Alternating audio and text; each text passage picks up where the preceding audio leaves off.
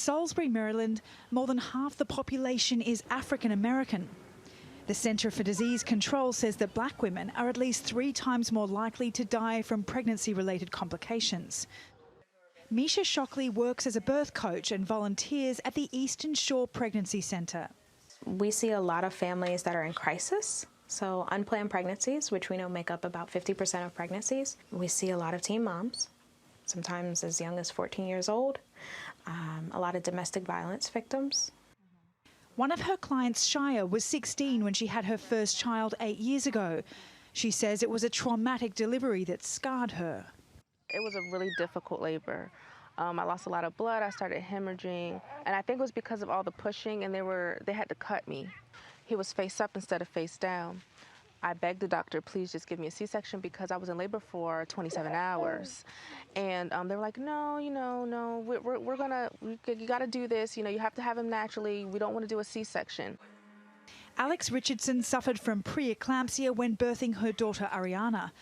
Alex says she spent 3 days in labour with her cervix dilated at 1 centimetre until she finally received pain relief.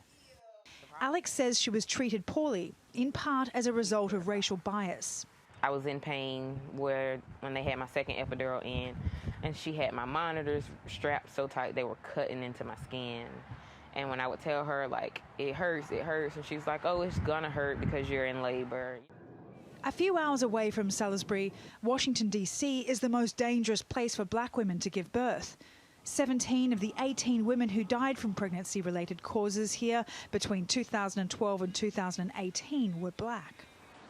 The maternity ward at Providence Hospital is one of 2 that's closed down in Washington in recent years.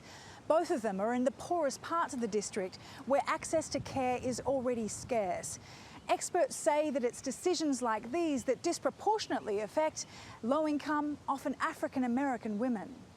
Dr. Hugh Mighty is the Dean of the College of Medicine at Howard University in Washington. Studies show that hospitals can be unprepared for maternal emergencies and that doctors don't always get the right training. We've raised the bar by, 1, using more simulations, more drills to get people familiar with how do you handle an obstetrical hemorrhage. When someone's bleeding and they're bleeding in pregnancy, they're generally bleeding a lot and you don't have a lot of time.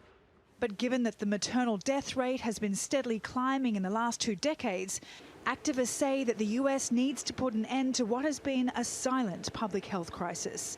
Sally Ihan, TRT World, Washington.